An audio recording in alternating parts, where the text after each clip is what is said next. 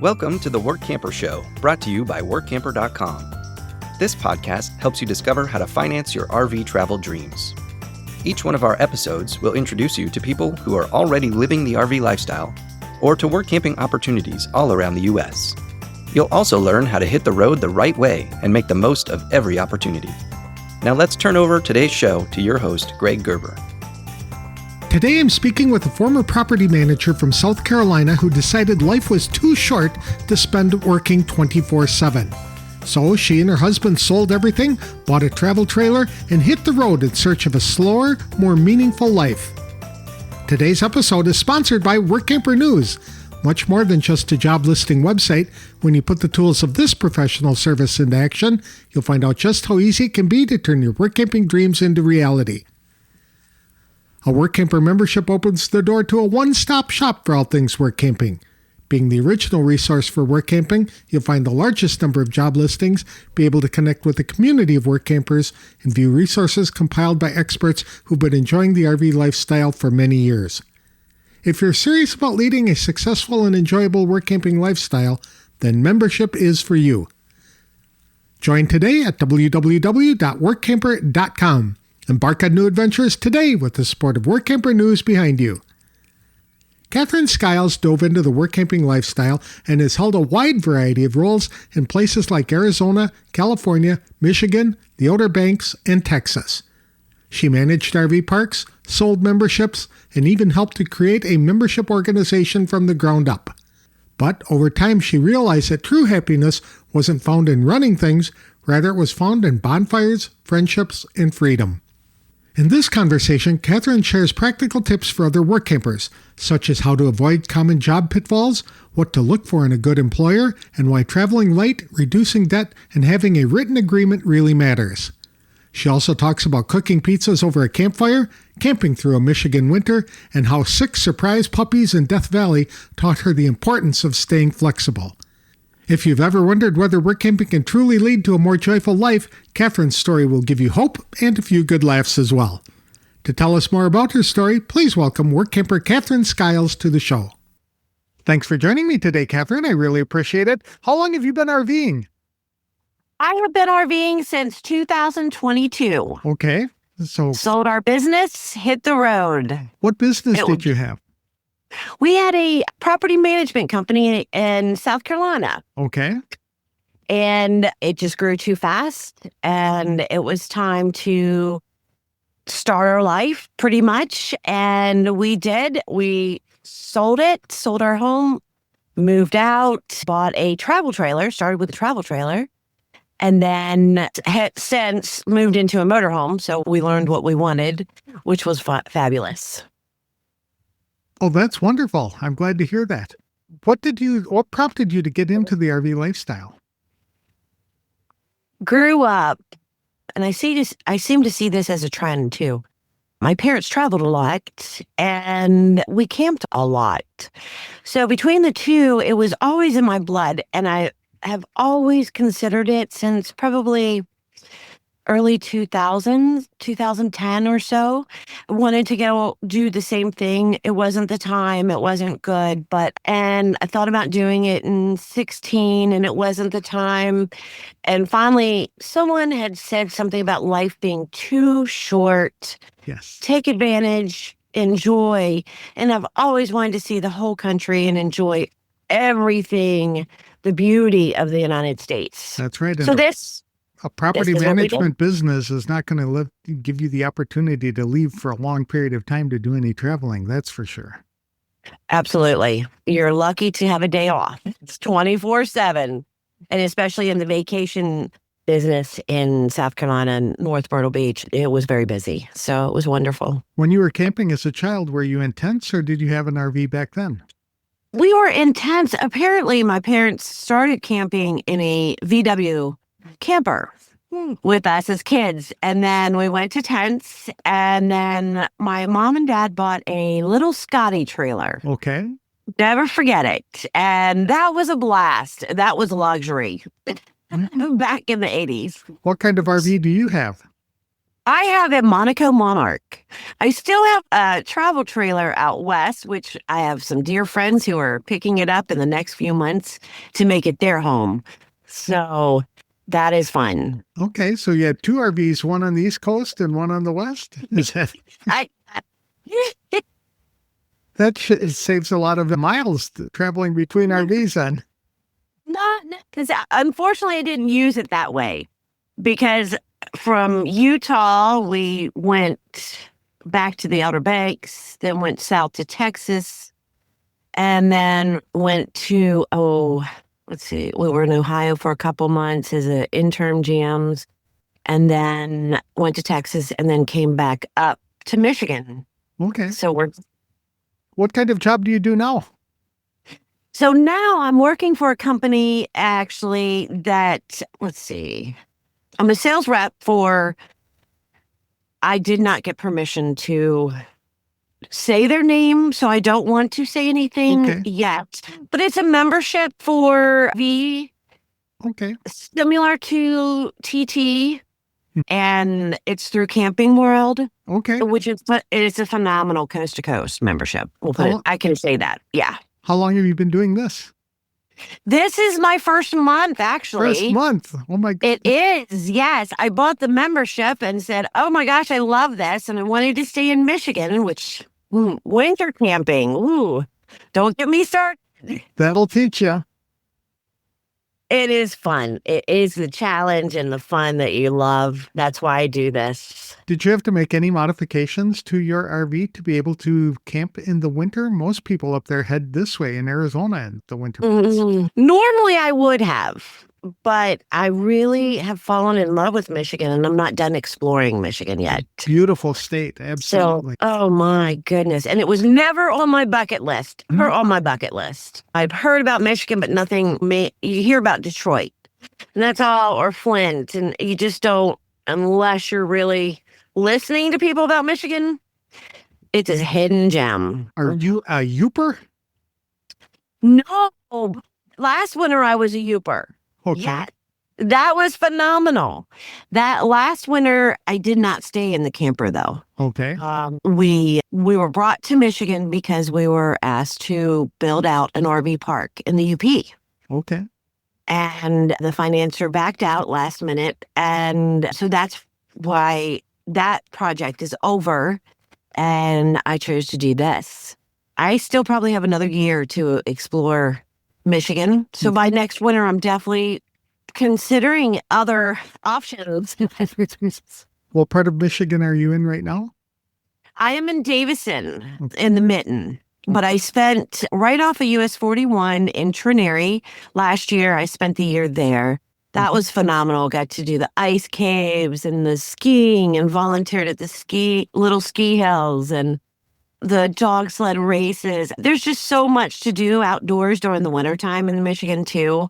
I'm close to Frankenmuth, so I was able to explore that area and some of the ski resorts here. And the winter activities are a lot more, I believe, in the UP, according to me. Okay.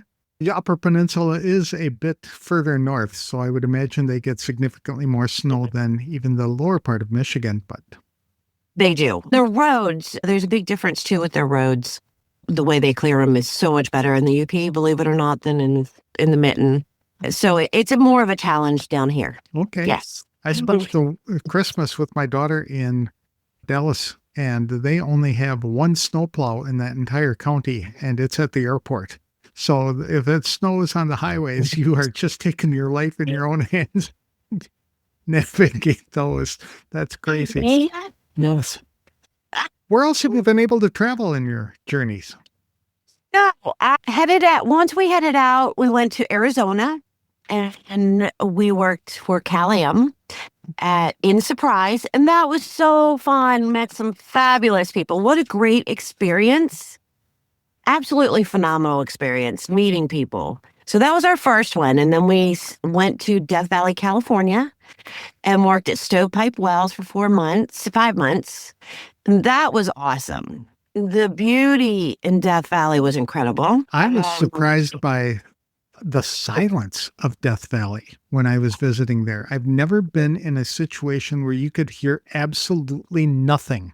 And that was almost spooky. It is. And it is haunted there too, just to let you know. I have some haunting stories at Stovepipe. But yeah. Yes. And then from there, that was really a beautiful place. You did have to plan an 1.5-hour trip to Pahrump every 2 weeks to get all of your food. There is not a grocery store in Beatty, which is about 40 minutes away. So you have to drive a distance. You have to make your plans. Unfortunately, we did not. And make sure you have enough diesel for your vehicle. We paid $14 a gallon to have it delivered to us. Ouch. That's a mistake you'll make once. Yes, absolutely. Oh my gosh. Sure. And then from there, we went back east and went to the Outer Banks and worked for Blue Water. They have a beautiful resort in the Outer Banks. It's OBX West, KO. Loved it. Location was great. The manager was phenomenal. The team that we worked with, we're all still friends. Majority of us still talk regularly. And then from there, I decided to go into RV park management. What was I thinking? Do you like that? It seems like it would be something to do all the time. You don't get to enjoy life. That's not the reason why we work camped. It was to enjoy life, to get out and see things. We were with a resort as an interim GM in Ohio, which is a beautiful park, Cedar Park in Ohio, right across from Kings Island. And then we went south to Canyon of the Eagles in Texas, and that was phenomenal. But I understand that they're closed. They were managed by Vista, but I understand they just recently closed, which is sad because it's such a location. And that was in Hill Country. Then I took on another general manager position for a resort in Winona, Texas, and I helped an owner build out the last part of a resort in Tyler, Texas, and they're doing so well. I'm so happy for them. Starville RV Resort in Tyler, Texas, which is right off of Interstate 20. And then from there, went to the KOA in Yemassee Point South KOA. And that's where we met our friends who we were going to build the RV park for. Okay. So now we're in Michigan, and I think hopefully heading to Texas in the next few months. Looking forward to seeing old friends and meeting new ones. And what attracted you to RV park management? The challenge. And I felt like I was too young to completely give up what I'm good at. Okay. That's fair enough. But I didn't realize that happiness is not always in money and in what you can achieve. Happiness is the small things. And I have to say, when I came up to Michigan, I had lost, after the park was not a go, I had lost that heart and soul of work camping.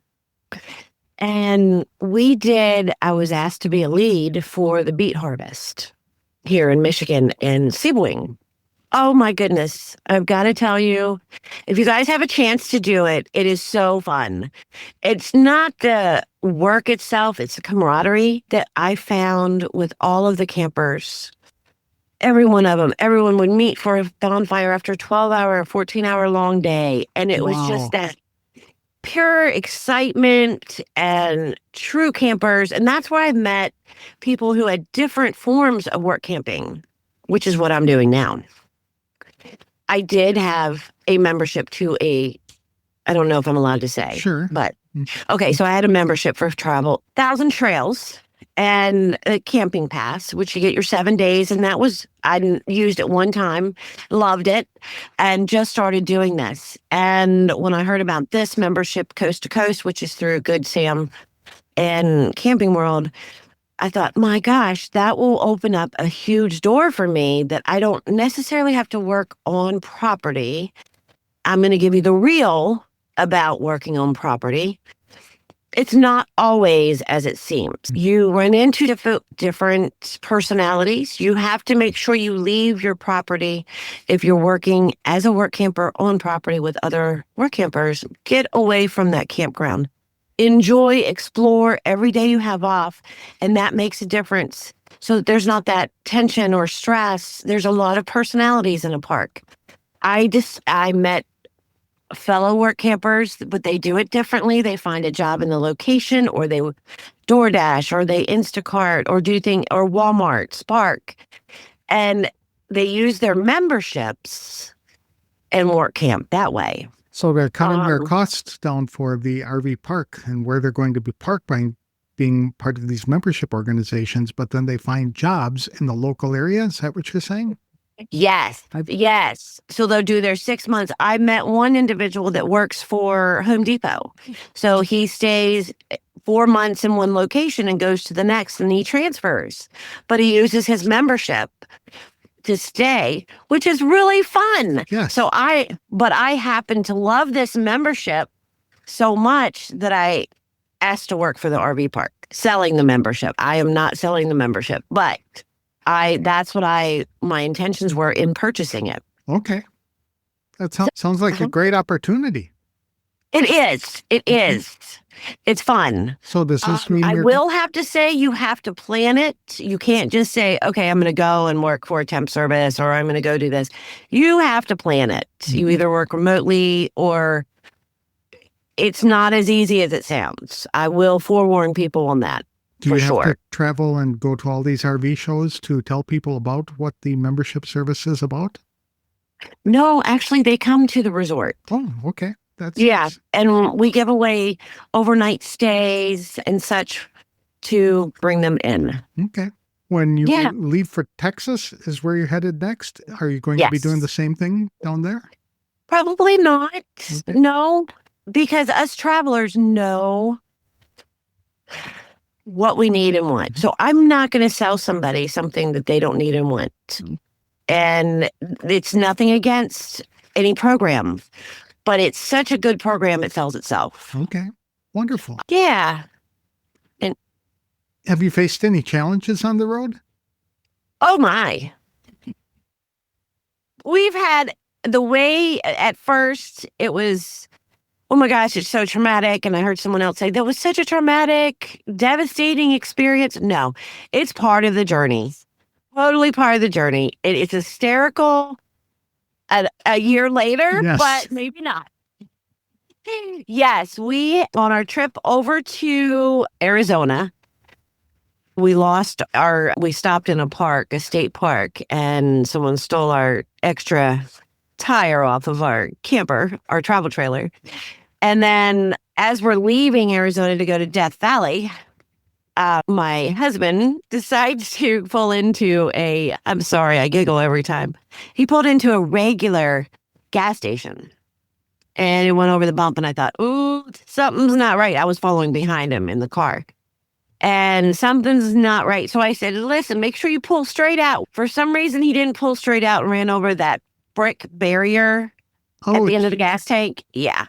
And so that $4,700 later and 4 days in a hotel in Las Vegas off of Blue Diamond. Everyone knows that. There's a TA right next to it too. Oh my goodness. So we got that fixed, and then I drove the truck this time, and I'm watching the road. Oh my gosh, 1.9 miles, and we're close to Stovepipe Wells. Next thing I hear, poof, my tire blew. Oh no. 1.9 miles from Stovepipe. So I was like, okay, I'm done. That's it. But other than that, no, it's just been so beautiful. The boondocking in Utah. Oh. We spent a month in Utah. And I'm telling you, it is just, being out west and being from the east has changed my perspective on life completely. Really? Yes. Just because there's so much more open space than you have on the East Coast? No, it's the mentality out there. It's a very free, open mentality. I have experienced it. We'll put it that way. I came from the South when it's very, you, how do I explain this? It's not as open to other people experiences, and people do still look at you like, what are you doing? You're traveling the country full time? Are you a vagabond? No, I'm enjoying life to the fullest. People seem to have that mentality out west. Okay, that makes sense because you go west, young man. So the Yes. travel experience is part of that whole culture. You're right. Yeah, it really is. And good people everywhere you go, though. What are some of the perks that you enjoy most about work camping? Bonfires every night. Yeah. Yes. Cooking on the bonfire. That is so much fun. I've really gotten into cooking different meals, even pizzas on the open fire. I've done my own little, I should do a cooking show. I'm kidding. But yes, the bonfire and meeting new people. That has been the best experience ever. Learning from their experiences, their personalities. It's been wonderful. It really, truly has. What are some of your favorite recipes to cook on a bonfire? I Oh, can do hot dogs, maybe. maybe hamburger. No. I really enjoy buying fresh pizza dough and putting whatever you want on it and cooking it. So I take the top of a grill, like a charcoal grill, small charcoal grill. I'll put it on top of the pizza while it cooks. So it gives that wood flavor and it also melts the cheese properly and cooks it. Oh, it's phenomenal. So pizza's my favorite, but I do really well with the barbecue ribs. Okay. Yes. When you're buying fresh pizza dough, are you going to a restaurant and asking just to buy the dough, or are you mixing it up yourself? You can mix it yourself, which I haven't gotten that down right. But Aldi's has a phenomenal pizza dough. And it's Aldi's. and it's $1.39. And us travelers, we save and try to conserve. And it's really good. It works well. It's delicious. I'll have to check that out. Absolutely. If you had to start over again, is there anything you do differently?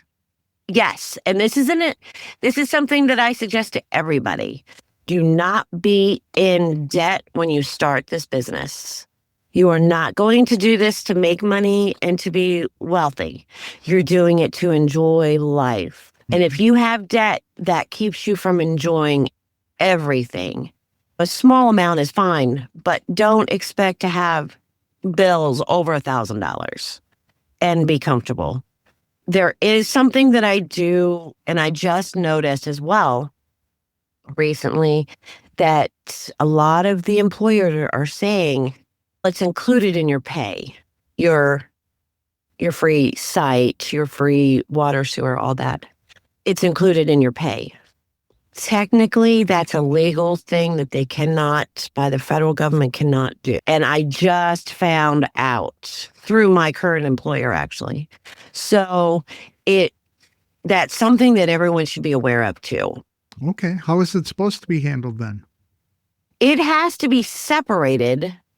It has to be a total separate. It has nothing to do with employment and in wages. Okay. So it has to be completely separate. And you said that's a federal thing, not a state thing? That's a federal law. I can send that to you if you're interested. I'd be interested in seeing that and learning more about it because I haven't heard of that before. There's so many places like campgrounds that are offering free RV sites that you'd think that they would know the ins and outs legally of all of that kind of stuff, but laws change all the time. So it would be. Yeah, I think it's a new one too. Okay. I do believe it's a new one. It has to be monetary, but they can do it separately. You can pay for your site separately, but it cannot be included in the wage. Okay, I see what you're saying. Yes. You know, when people say you're getting paid $2,500, but $1,200 of that is for your site. They can't do that. They have to actually narrow it down. Separate it out. That makes sense then. Okay. There's one more thing that absolutely suggest do not take a job unless, and I'm sure everyone keeps saying this, unless you have a signed agreement. We made that mistake, drove 8 hours to find out the job wasn't what they said it was. And I did it in all good faith because I thought these people were good people and they did not pay us. So I highly suggest you always make sure you have everything in writing. That's right. And I'm sure you know now when you're interviewing people to ask certain questions. What are some questions that you think people need to really ask when they're taking a job? Okay, definitely. Are you going to allow us, if you guys choose to work the same days? Are you making sure that's in the letter of a offer that you'll be working the same days and same days off? That way you're guaranteed that. It's not a guarantee, but you can say, this is what we need. You need to do this. If you're doing this for yourself, you need to make sure that each company has that you're going to. Don't just randomly say, okay, I need a job, I'm going to this. Don't just randomly do that. Go to a place that you want to be. It also helps with referrals. If you have friends that are there that you've met, that does help. What kind of management? You want to know what kind of management are they, and investigate the property and the reviews that you get on Workampers. I always looked up the reviews. Every one of them. And that is important. So for everybody who uses this, please leave reviews. Okay, that's solid advice. Absolutely. Mm-hmm. Are there any tools that are offered by the Workamper organization that you found especially helpful? Yes, definitely the resume builder. Keep up with that. That is awesome. Have you ever had an employer contact you? No, I have not yet? actually. Okay. No. Okay, but it's easier for you to apply for jobs when you're using the resume builder? Yes, it creates a better resume focused on work camping. That was my start. Yes. Okay. It's because it's a different kind of resume than a traditional one that you would make out professionally. That's for sure. It is, definitely. Yeah. Okay. If people wanted to follow you or connect with you or even ask you a question, is there a way to do that? Absolutely. I do all of our travels through our dog's eyes, Marley and Daisy, and it's on Facebook. They have their own Facebook page. It is THE Traveling Fluffies, FLUFFIES. What kinds of things are you posting about that? Things from all the pictures of all the locations, the journeys. I try to do it through our dog's eyes, but there's times when mom steps in and makes her own little comments and such. Oh, that's fun. What kind of dogs do you have? We have 2 Cavapoos, and we had accidental puppies on the road in Death Valley. Oh, Lord. Oh, my goodness. That was really crazy. That was 6 puppies in a 33-foot travel trailer and 2 adult dogs and no Wi-Fi, no signal. So all you heard was the dogs. Oh, my goodness. So what did you do with the puppies? Oh, we gave them to some phenomenal parents. Okay. They're actually now traveling, and they weren't travelers, but they are now. And one of them is a traveling mom. She has her little guy. So we gave them away to wonderful parents. As somebody who works in park management, do you have any advice for people who travel with pets as far as it relates to campground? Dog parks are phenomenal. They really are. If you're building one, dog park is almost desired for all travelers. I don't think so. Just making sure that dogs are on leashes. Right. I've seen something horrible happen, and definitely. That's unfortunate. Yes. Yes. And I do have one thing that I would also like to say. And I don't know if you want to put this out there, but in one of my management positions, a guest, her husband passed away in the camper. I used to be a nurse prior to property management, but I do think it's very important as a couple, if anything were to happen, to make sure you have a list of what to do for either partner. And animals. Same thing for the animals, making sure I have 4 dog paws on my door. So if the electric goes out, people know there's 2 dogs in the camper. Those small things, but if anything were to happen, who to call, what to do, what medications, I think that's very important. Even when you're going to RV parks, you have to put an extra contact. Please make sure you do that. Because I also, as a manager, had another case where the gentleman didn't show up after work and he was in an accident and was killed. And we had no contact of the wife, how to get a hold of her. They came to us, but had no contact. So please, I ask you, make sure those are important things. That is very solid advice. And not just important for death, but also somebody could break a leg. So if your husband is the one who's always driving the truck in the RV or whatever it is, and he breaks a leg, you need to step in as the spouse to come in and take it to the next location or whatever it is it might be. So that would be important. Absolutely. Yes. Yeah. Wonderful. Definitely. It has been wonderful chatting with you today. I really appreciate it, Katherine. You've provided some solid advice, and I wish you the best of luck in 2026 and beyond. Thank you so much for having me. It's been fabulous. Thank you.